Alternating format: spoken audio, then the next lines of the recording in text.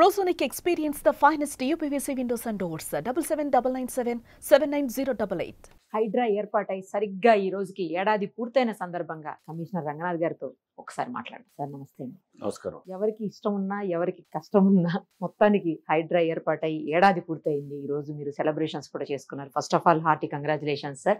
మీకేమనిపిస్తోంది 1 year? 1 year మంచి experiences ఉన్నాయి.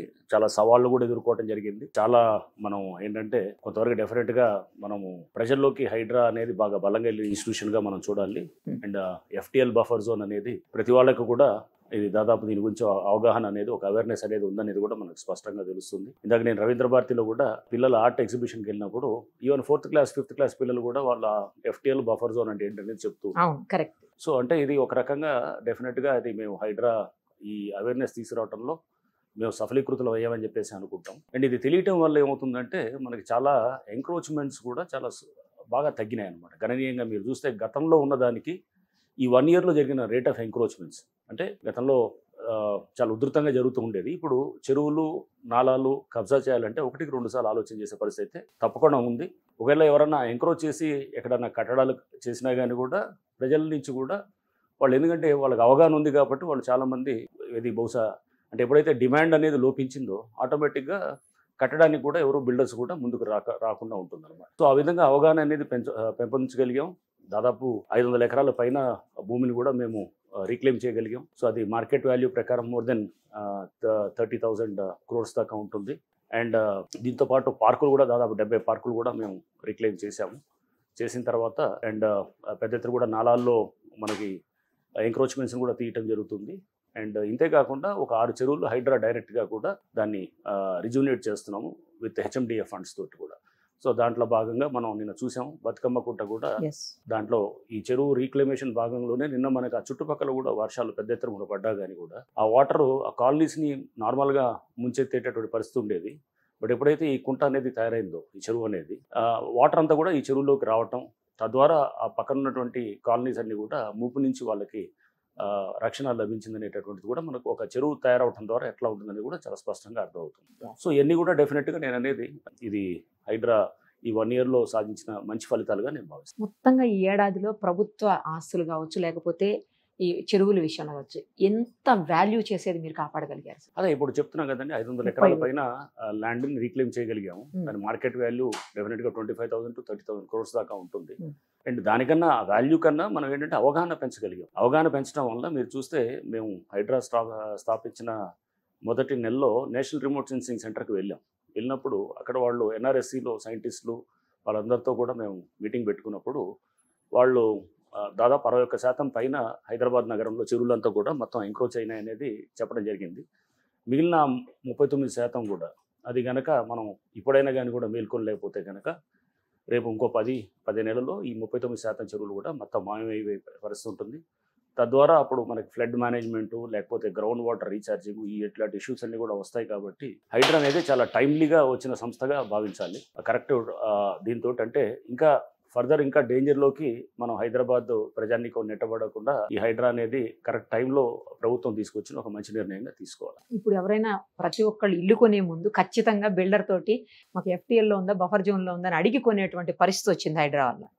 So అదే అనేది మంచి పరిణామంగా తీసుకోవాలి. అండ్ ఈవెన్ గవర్నమెంట్ ల్యాండ్స్లో ఎవరన్నా సర్వే నెంబర్స్ మార్చి వాళ్ళు గతంలో ఈ సర్వే నెంబర్ బై 1 బై 2 ఇట్లా వేసి అట్లా అమ్మేటటువంటి పరిస్థితులు కూడా ఇప్పుడు చెక్ చేసుకుంటున్నారు. డబుల్ రిజిస్ట్రేషన్ ఆర్ దొంగ సర్వే నెంబర్లు చూపించి అంటే ఎక్కడో దూరంలో ఉంటుంది ఆ సర్వే నెంబరు, బట్ ఇక్కడ చూపించేది వేరే సర్వే నెంబర్లో గవర్నమెంట్ ల్యాండ్లో కడుతుంటారు. ఎక్కడో ఒక అవతల ఒక 1 kilometer దూరంలో ఉన్న వేరే సర్వే నెంబర్ తోటి ఇక్కడ వేసి రిజిస్ట్రేషన్స్ చేసినటువంటి సందర్భాలు కూడా చాలా జరుగుతుంటాయి.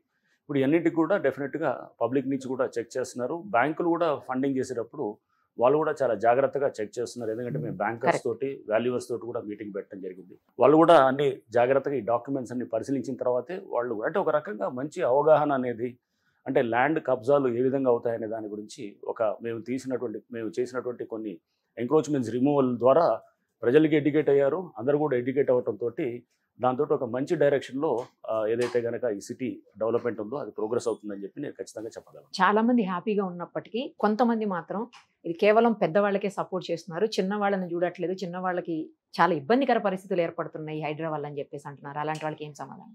ఇది డెలిబరేట్గా ఫస్ట్ నుంచి మిస్ఇన్ఫర్మేషన్ క్యాంపెయిన్ అనేది చాలా సిస్టమేటిక్ పద్ధతిలో చేసుకుంటూ వచ్చారు. హైడ్రా స్థాపించిన మొదటి 1-2 నెలల్లోనే మీరు చూశారు. మేము అప్పుడు అంటే చాలా డెమాలిషన్స్, చాలా ఎంక్రోచ్మెంట్స్ చేసిన తర్వాత కూడా ఎక్కడన్నా ఒకళ్ళిద్దరు చిన్న పొరపాట్లు ఎక్కడన్నా మా కింద టీమ్స్ ఎవరన్నా చేసినా కానీ చిన్నారి పుస్తకాన్ని తీసుకుని వెళ్లకుండా ఉన్నటువంటి అట్లాంటి వీడియోస్ అవి చూపించి వైరల్ చేయించి హైడ్రా అనేది ఒక భూతంలాగా చూపిస్తూ, అంటే హైడ్రా ఉద్దేశాలు తప్పుడు ఉద్దేశాలతోటి వచ్చిందన్నట్టు ఒక రాంగ్ పిక్చర్ని పోర్ట్రే చేయడానికి ట్రై చేశారు. అదే క్రమంలో మూసీలో ఉన్నటువంటి ఎంక్రోచ్మెంట్స్ రిమూవల్ కానీ లేకపోతే మూసీ సుందరీకరణ కూడా హైడ్రాతో ముడిపెట్టడం కూడా అదే క్రమంలో జరిగింది. అంటే ఒక రకంగా అంటే దీన్ని ఫస్ట్ నుంచి కూడా సిస్టమేటిక్గా ఒక మిస్ఇన్ఫర్మేషన్ క్యాంపెయిన్ అనేది కూడా తీసుకెళ్ళటం అనేది మనం చూసాం. సో అట్లానే పేదోళ్ళ మీదకే వెళ్తుంది హైడ్రా, పెద్దోళ్ళ మీదకి రాదు అనేది మీకు చెప్పాను. ఇప్పుడే మేము 500 ఎకరాలు ల్యాండ్ తీయటం జరిగింది. 500 ఎకరాలు మేము చిన్న చిన్న ప్లాట్లు 50 గజాలు 100 గజాలతోటి ఉన్న వాళ్ళ దగ్గర నుంచి తీసుకున్నది కాదు. ఎకరాల్లో ఉన్నటువంటి ల్యాండ్స్ని మేము రీక్లెయిమ్ చేసాం. అంటే ఎకరాల్లో ఉండేదంటే హైదరాబాద్లో మీరు అనుకోవచ్చు ఎన్ని కోట్లలో ఉంటుంది, 100 కోట్లలో ఉంటుంది. సో ఎకరాల్లో ల్యాండ్ వెనక్కి తీసుకున్నామంటే అది పేదవాళ్ళ లేదా గొప్ప వాళ్ళని చాలా స్పష్టంగా మీకు మేము చేసినటువంటి అంటే వెనక్కి తీసుకున్నటువంటి ల్యాండ్ గురించి కూడా మీరు అర్థమైతే కనుక దాన్ని బట్టి కూడా స్పష్టం అవుతుంది. అంటే ఇది ఒక దుష్ప్రచారం అనేది ఎవరి వెస్టెడ్ ఇంట్రెస్ట్లు వాళ్ళు సూట్ అవ్వటానికి కావాలని ఒక దురుద్దేశంతో చేస్తున్నటువంటి దుష్ప్రచారం కానీ అటువంటి వాస్తవం కూడా లేదు. ఇంకొక మిత్తు కూడా ఉందండి. ఏంటంటే బిల్డింగ్స్ ఎక్కడన్నా కొంచెం ఎంకరేజ్ చేసినా లేకపోతే ఏదైనా డీవియేషన్ చేసినా కూడా హైడ్రా వచ్చి కూలగొట్టేస్తుంది అని చెప్పేసి కూడా అలాంటి విషయాల్లో ఏమన్నా ఇదే అనేది అంటే హైడ్రా అనేది ఒక భయాందోళనలు తీసుకురావటం, తద్వారా ఒక కన్ఫ్యూజన్ని క్రియేట్ చేయటం. ప్రతి వాళ్ళలో కూడా హైడ్రా అంటే ఇదేంటో ఇది వచ్చేసి ఏ చిన్న తప్పు చేసినా కానీ కూడా హైడ్రా అనేది అంటే సంబంధం లేనిది సంబంధం ఉన్నాయి అన్నిటికీ కూడా. నాకు మొన్న ఈ మధ్య ఎవరో అడ్వకేట్ ఒక ఆయన కలిసారు, హైకోర్టు అడ్వకేట్ కలుస్తూ వారు చెప్తున్నారు అనమాట. మనం ఎక్కడో ఒక జిల్లా కోర్టులో ఆయన వెళ్ళినప్పుడు భార్యాభర్తల మధ్యలో ఏదో విడాకుల కేసులో వాళ్ళిద్దరూ అక్కడ ఏదో గొడవ పడుతున్నప్పుడు భార్య వచ్చేసి మేము హైడ్రాకి వెళ్ళి హైడ్రాకి రిపోర్ట్ చేస్తానని చెప్పిన సందర్భాలు కూడా ఉన్నాయి. అంటే దీన్ని బట్టి మనకి రోల్ క్లారిటీ అనేది చాలా మందికి స్పష్టంగా లేకపోవటం, తద్వారా అంటే అన్నిట్లో హైడ్రా అనేది వస్తుందనేది అని ఉండటం కూడా అంటే ఇది క్లియర్గా తెలుస్తుంది. సో బిల్డింగ్ వీటిల్లో కూడా మేము అనాథరైజ్ బిల్డింగ్స్ లేకపోతే ఇది డీవియేషన్స్ ఉన్న బిల్డింగ్స్ వాటికి హైడ్రా ఎటువంటి పరిస్థితులు వెళ్ళదు. అది ఓన్లీ జిహెచ్ఎంసీ లిమిట్స్లో అయితే మాకు ఆ పవర్స్ కూడా లేవు. అవుట్ సైడ్ జిహెచ్ఎంసీ ఉన్నాయి ఆ పవర్స్, బట్ అది కూడా చాలా స్పేరింగ్గా యూస్ చేస్తాం. అంటే అది ఎవరో 2 అంతస్తులు పర్మిషన్ తీసుకొని 5 అంతస్తులు 6 అంతస్తులు కట్టినప్పుడు ఇట్లా అంటే చాలా గ్లేరింగ్గా ఇది మరి అసలు ఇది తప్పు అన్యాయం అనేటప్పుడు పరిస్థితి ఉన్నప్పుడు లేదా అక్కడ రెసిడెంట్స్ నుంచి ఏమైనా సీరియస్ కంప్లైంట్స్ ఏమైనా వచ్చినప్పుడు దాన్ని ఎగ్జామిన్ చేసి అప్పుడు చూస్తాం. నెక్స్ట్ మీ టార్గెట్స్ ఏంటి, ఏం చేయబోతున్నారు రాబోయే కొన్ని సంవత్సరాల్లో? సో ఇది ఇప్పుడు నెక్స్ట్ మా ముందున్న ప్రధానమైనది చెరువులు ఎఫ్టీఎల్ డిమార్కేట్ చేయం. ఎఫ్టీఎల్ బఫర్ జోన్ డిమార్కేట్ చేస్తాం. చాలా ఎత్తున ఈ చెరువులు ఏదైతే కనుక రిజ్యూనేషన్ చేస్తున్నామో మేము దాన్ని కూడా తీసుకెళ్ళి దాన్ని చెరువుల సుందరీకరణ కానీ లేదా రిజ్యూనేషన్ కూడా కంప్లీట్ చేయటం. ప్రభుత్వం ఇంకా కొన్ని చెరువులను కూడా మాకు ఇవ్వాలనే ఆలోచనతో ఉంది. అది కూడా మేము తప్పకుండా టేకప్ చేస్తాం. ఏదేమైనా కానీ కూడా హైదరాబాద్లో ఫ్లడ్ అనే దాన్ని మిటిగేట్ చేయడానికి అంటే తగ్గించడానికి ఫ్లడ్ ఎఫెక్ట్ అనేది మా వైపు నుంచి తీసుకునే చర్యల వల్ల డెఫినెట్గా ముందు హైదరాబాద్కి బెటర్గా ఉంటుంది. సో ఆ దిశలో మేము ఒక సిస్టమేటిక్ ప్లాన్డ్ పద్ధతిలో పనిచేస్తాం. ఫాతిమా కాలేజ్ జోలికి ఎందుకు పోలేదు హైడ్రా కమిషనర్ గారు అని చెప్పేసి అవి కూడా క్వశ్చన్స్ రైజ్ అయ్యాయి. రైట్, ఇది కూడా నేను మిస్ఇన్ఫర్మేషన్ క్యాంపెయిన్లో జరిగింది. యాక్చువల్గా నేను ఎన్ఆర్ఐ సంబంధించిన ఒక ట్విట్టర్ స్పేస్ అనే దాంట్లో ఒక 3-4 వారాల క్రితం అది ఇంటర్వ్యూ ఇవ్వటం జరిగింది. దాంట్లో ఎన్ఆర్ఐస్ చాలా మంది ఉన్నారు, అమెరికా నుంచి లేకపోతే యూకే నుంచి యూరోప్ నుంచి ఇట్లా పలు దేశాల నుంచి కూడా వాళ్ళందరూ కూడా మాట్లాడారు. సో దాంట్లో ఒక సందర్భంలో ఒక క్వశ్చన్ రైజ్ చేస్తారు. మైలారదేవరపల్లి రాజేంద్ర నగర్ దగ్గర ఫుట్పాత్ ఎంక్రోచ్మెంట్స్ అవి ఉన్నాయి. ఫుట్పాత్ ఎంక్రోచ్మెంట్స్ హైడ్రా తీస్తే మంచిగా ఉంటుంది, ఎందుకంటే దానివల్ల యాక్సిడెంట్స్ అవుతున్నాయి అక్కడ అన్నప్పుడు మేము చెప్పింది అది యాక్సిడెంట్ కారణాలు అనలైజ్ చేయాలి. బట్ అక్కడ ఎందుకంటే వాళ్ళు ఆ చిన్న వాళ్ళు పేదవాళ్ళు వాళ్ళంతా ఫుట్పాత్ల మీద ఉండి వాళ్ళు వ్యాపారాలు చేస్తూ ఉంటారు.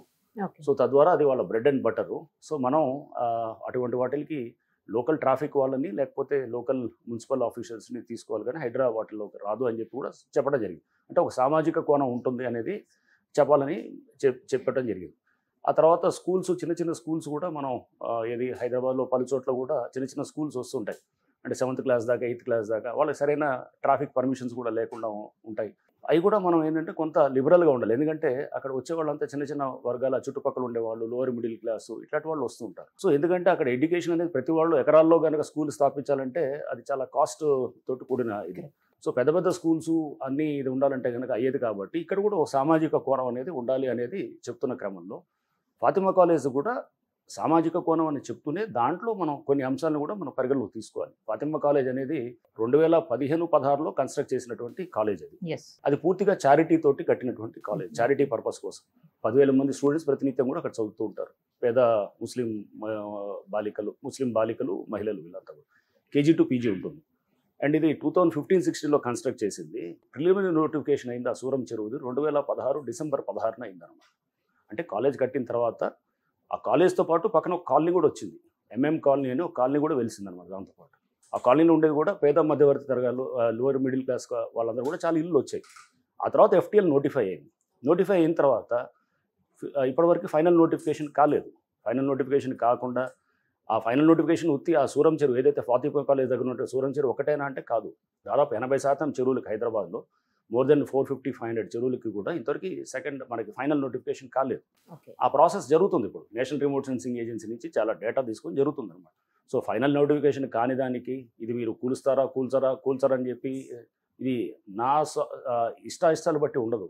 ఇది ఒక చట్టపరంగా సుప్రీంకోర్టు ఉత్తర్వులు ఉన్నాయి FTL మీద, అండ్ చట్టాలు ఉన్నాయి, గవర్నమెంట్ పాలసీస్ ఉన్నాయి. దాన్ని బట్టి ఉంటుంది తప్ప కానీ అది ఇష్టానుసారంగా ఉండదు. బట్ డెఫినెట్గా సామాజిక కోణం అనేది ఒకటి చూడాలి. కాబట్టి గవర్నమెంట్ ఒక పాలసీ తెచ్చింది. ఏమని తెచ్చింది? హైడ్రా వచ్చే నాటికి కూడా ఆవిర్భావ నాటికి ఏదైతే ఇల్లు నివాస గృహాలు వచ్చాయో ఎక్సెప్ట్ అనాథరైజ్డ్ కమర్షియల్ స్ట్రక్చర్స్ తప్ప వేటిల జోటికి కూడా హైడ్రా వెళ్ళకూడదు అనేది కూడా గవర్నమెంట్ పాలసీ. ఆ పాలసీకి అనుగుణంగానే ఉంటాం అన్నమాట. ఆ పాలసీతో పాటు చట్టాలు అండ్ సుప్రీంకోర్టు ఉత్తర్వులు ఎన్ని పరిగణలో తీసుకుని హైడ్రా పనితీరు ఉంటుంది తప్ప కానీ సొంత ఇష్టాలు ఎవరైనా కానీ, అది హిందూ అయినా, ముస్లిం అయినా, క్రిస్టియన్ అయినా, అందరికీ ఒకటే చట్టం ఉంటుంది, ఒకటే రూల్ ఉంటుంది కూడా. Right sir, thank you sir. ఖచ్చితంగా హైదరాబాద్లో ఉన్నటువంటి చెరువులన్నింటినీ మీరు పరిరక్షించాలని, కాంక్రీట్ జంగిల్ నుంచి కొంతవరకైనా హైదరాబాద్ని కాపాడాలని మనస్ఫూర్తిగా కోరుకుంటూ thank you so much. Suman టీవీలో మీ పర్సనల్ అండ్ బిజినెస్ ప్రమోషన్స్ కోసం కింది నెంబర్కి కాంటాక్ట్ చేయండి.